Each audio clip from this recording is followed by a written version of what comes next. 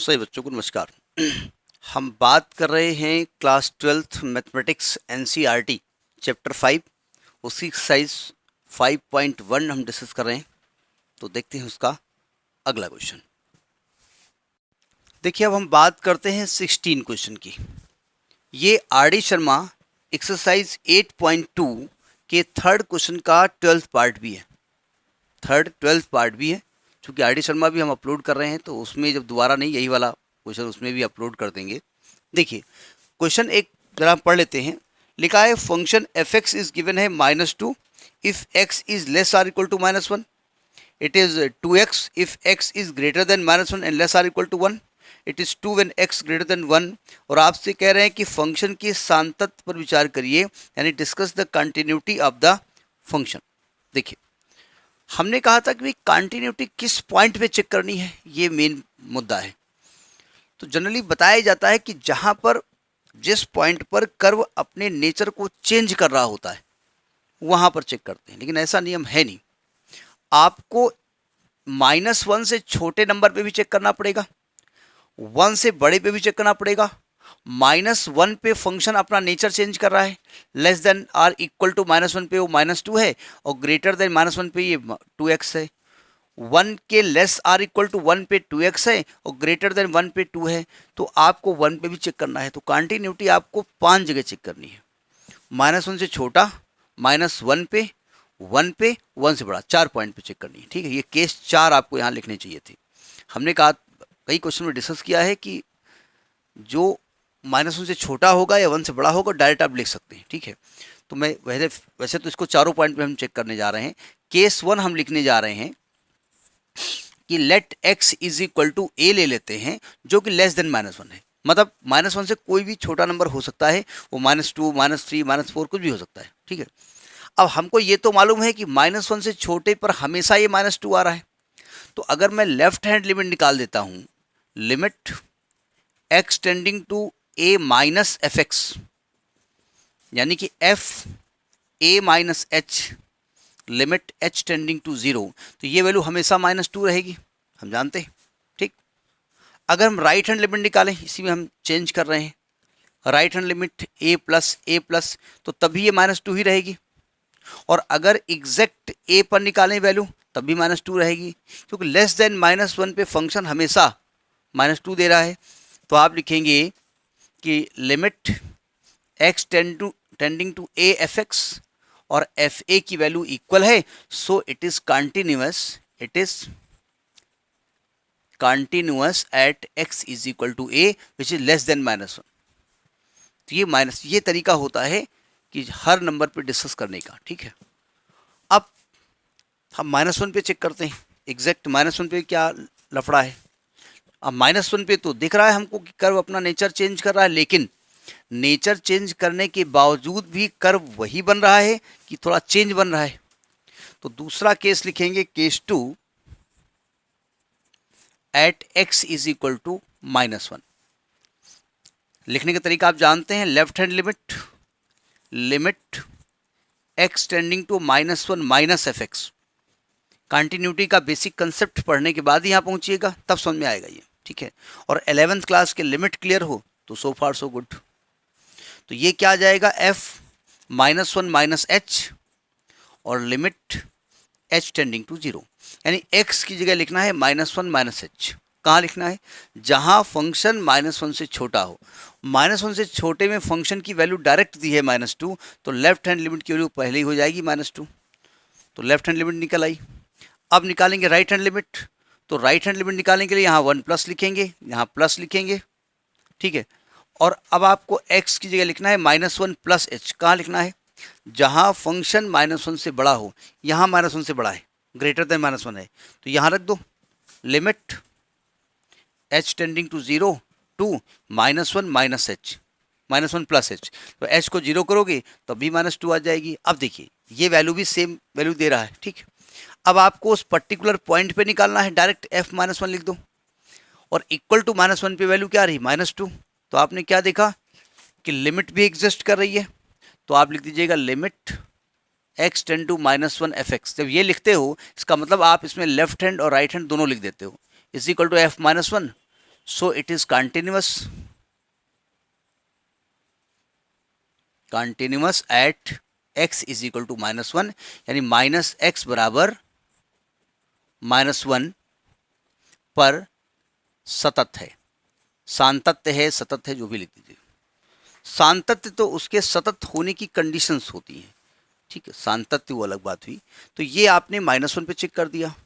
अब 1 पे भी ये अपनी नेचर को चेंज कर रहा है, तो 1 पे चेक कर लेते हैं। अगला case when x is equal to 1, देखिए 1 पे क्या होगा, तरीका यही होगा, लिखने का तरीका सेम है, ठीक है। केस 3 लिखेंगे at x is equal to 1, 1 पे चेक करेंगे कि फंक्शन कंटिन्यूअस है कि नहीं। देखिए क्या तरीका होता है, लेफ्ट हैंड लिमिट लिखने का तरीका आप जानते हैं, limit x tending to 1 plus left है 1 माइनस एफ एक्स, यानी x को क्या लिखेंगे f1 माइनस h, और h इज वेरी स्मॉल, तो लिमिट h टेंडिंग टू 0। अब जहां पर x है वहां पर 1 माइनस एच लिखिए। कहाँ लिखेंगे, जहां फंक्शन 1 से छोटा हो। यहां लेस देन 1 है, यहां लिख दीजिए, तो आएगा लिमिट 2, x को लिखेंगे 1 माइनस एच। जब h को 0 करेंगे तो इसकी वैल्यू क्या आ जाएगी 2, यानी लेफ्ट हैंड लिमिट की वैल्यू क्या आ गई 2। अब राइट हैंड निकाल लेते हैं। राइट हैंड लिमिट यहाँ 1 प्लस होगा, यहाँ 1 प्लस होगा, जहाँ x है वहाँ 1 प्लस लिखिए। कहाँ लिखेंगे, जहाँ फंक्शन 1 से बड़ा हो। यहाँ 1 से बड़ा है तो वहाँ पर डायरेक्ट वैल्यू 2 आई है, तो लिखने की ज़रूरत ही नहीं है, आपने इसकी वैल्यू क्या कर दी 2। तो आपने देखा राइट हैंड लिमिट की वैल्यू भी क्या आ गई 2। अब आप उस पर्टिकुलर पॉइंट पे वैल्यू निकालिए, x को डायरेक्ट 1 कर दीजिए। कहाँ करेंगे, जहाँ इक्वल टू 1 लिखा हो, तो यहाँ 1 हो, यहाँ भी 2 आ जाएगी। तो आप क्या देख रहे हैं कि limit x tending to 1 f x की वैल्यू f1 के बराबर है, so it is continuous at x is equal to 1। लिखने का तरीका आपको बता दिया गया सब में। अब एक नंबर लेंगे जो ग्रेटर देन 1 हो, वो 2, 3, 4, 5 कुछ भी हो सकता है, ठीक है। तो अगला केस नंबर 4 लिखा जाएगा। Case number 4 at x is equal to a which is greater than 1, वो कोई भी नंबर हो सकता है, ठीक है। तो जब लेफ्ट हैंड लिमिट निकालेंगे, left hand limit x tending to a plus f x is equal to f a plus h, limit h tending to 0, क्योंकि a प्लस बोले तो ग्रेटर देन 1 और उस पर डायरेक्ट फंक्शन की वैल्यू 2 है, तो ये तो 2 आ गई वैल्यू। जब हम राइट हैंड लिमिट निकालेंगे यहीं पर, यहाँ सॉरी ये राइट निकल रही थी, ये राइट निकल रही थी। जब लेफ्ट निकालेंगे तो यहाँ a माइनस लिखेंगे, यहाँ a माइनस लिखेंगे, तभी 2 आएगी वैल्यू, और उस पर्टिकुलर पॉइंट पे भी वैल्यू 2 आ रही है। तो आप कहेंगे कि a पॉइंट पर फंक्शन की लिमिट और a पॉइंट पर फंक्शन की वैल्यू दोनों सब सेम है, 2 है, so it is continuous at x is equal to a which is greater than 1, यानी कि लेस देन -1 पे भी कंटिन्यूअस, -1 पे भी कंटिन्यूअस, 1 पे भी कंटिन्यूअस, 1 से बड़े नंबर पे भी कंटिन्यूअस, तो it is continuous at every point. ये हर पॉइंट पर x की हर वैल्यू के लिए कंटिन्यूअस है, ठीक है। तो दिस इज 16th क्वेश्चन। देखिए 17th क्वेश्चन क्या कहता है। जब तक हम क्वेश्चन पढ़ते हैं आप देखिए, क्वेश्चन आपके स्क्रीन पे आ रहा होगा। लिखा है a और b के उन मानों को ज्ञात कीजिए जिसके लिए F x ax plus 1 if x is less or equal to 3 and bx plus 3 if x is greater than 3 का परिभाषित फलन x बराबर 3 पर संतत है। यानी कि for what value of a and b, या find the value of a and b for which function fx is equal to ax plus 1 if x is less or equal to 3 and bx plus 3 if x is greater than 3 is continuous at x is equal to 3। क्या बोला, ये कह रहे हैं भैया देखो 3 पर function continuous है, चेक नहीं करना है, आवे चाहे ना आवे, इक्वल टू आ रहा नहीं आ रहा, आप उसको इक्वल कर ही दीजिए। अगर वो कंटिन्यूअस है तो ये कह रहे हैं कि फिर आप ए और बी के मान ज्ञात करिए, find the value of a and b. तो हम क्या करेंगे, इसकी लेफ्ट हैंड लिमिट निकालेंगे, इसकी राइट हैंड लिमिट निकालेंगे, उस फंक्शन की 3 पर डायरेक्ट वैल्यू निकालेंगे और तीनों को इक्वल कर देंगे, ठीक है। तो आप डायरेक्ट कर सकते हैं कि एज, पहले निकाल लेते हैं, पहले हम निकाल लेते हैं लेफ्ट हैंड लिमिट किस पॉइंट पर 3 पर। कैसे लिखेंगे, limit x tending to 3 minus f x, यानी क्या लिखा जाएगा यहाँ पर f3 minus h, h is very small, limit h tending to 0, यानी x को लिख दो 3 माइनस एच। कहाँ लिखेंगे? जहाँ फंक्शन 3 से छोटा हो।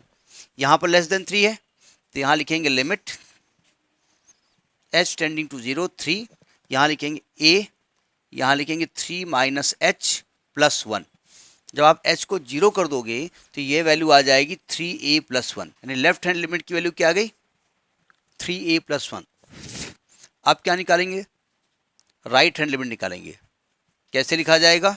Limit x tending to 3 plus fx, मतलब limit h tending to 0 f 3 plus h लिखेंगे। कहाँ लिखेंगे? जहाँ पर फंक्शन 3 से बड़ा हो। यहाँ ग्रेटर देन 3 है, यहाँ x को लिख देंगे तो आएगा limit h tending to 0 b, x को लिखेंगे 3 प्लस h प्लस 1। h को 0 करोगे तो ये वैल्यू आ गई 3b प्लस 1। ठीक है, फिर उस पर्टिकुलर पॉइंट पे वैल्यू निकालो। x को 3 डायरेक्ट कर दो। कहाँ करोगे 3? जहाँ पर फंक्शन 3 के बराबर हो। यहाँ पर 3 के बराबर है तो यहाँ x को 3 करोगे तो क्या आएगा? 3a plus 1। अब आपसे चूंकि कह क्या रहा है कि फंक्शन कॉन्टिन्यूअस है, as fx is continuous at x is equal to 3। चूंकि फलन x बराबर 3 पर सतत है तो उसके लिए कंडीशन क्या होगी? उसके लिए कंडीशन होगी कि f 3 माइनस एच, या ऐसे लिख दो left hand limit is equal to right hand limit is equal to f3, तीनों इक्वल कर दो। यानी कि आपका 3a plus 1 is equal to 3b plus 1 is equal to 3a plus 1। ये कंडीशंस आ गई। वैसे तो 3 इक्वेशंस ये लिखी हुई है भाई, 3 चीजें इक्वल है ना, तो एक बार 1 2 को इक्वल करो, एक बार 2 3 को इक्वल करो और 2 वैल्यू आ जाएंगे। लेकिन यहाँ 2 ही इक्वेशंस हैं, एक ही इक्वेशन है भाई, ये चीज सेम है ना, तो 2 बार कहाँ इक्वल करोगे? केवल इसको इसके इक्वल करोगे। तो आप लिखेंगे 3a plus 1 is equal to, एक मिनट, ये 3b प्लस 3 होगा, सॉरी वो गलत लिख गए हम, यहाँ 3b प्लस 3 कर दीजिएगा, वहाँ पर 1 की जगह 3 कर दीजिएगा, 3b प्लस 3। तो यहाँ पर एक्चुअली में आप a की वैल्यू b के टर्म में निकाल सकते हैं। ए बी के दोनों के अलग अलग मान नहीं निकाले जा सकते हैं, एक की वैल्यू किसी दूसरे के टर्म में निकाली जा सकती है। तो हम कहेंगे 3a की वैल्यू आएगी 3b प्लस 3 माइनस 1, यानी 3a इज इक्वल टू आएगा 3b प्लस 2, तो a का माना जाएगा 3b प्लस 2 अपॉन 3। तो ये आप निकाल सकते हैं। ठीक है, तो ये आपका क्वेश्चन नंबर 17 है, जिसमें कहा गया था कि फंक्शन 3 पे कंटिन्यूअस है। ठीक, next in the next video. नमस्कार।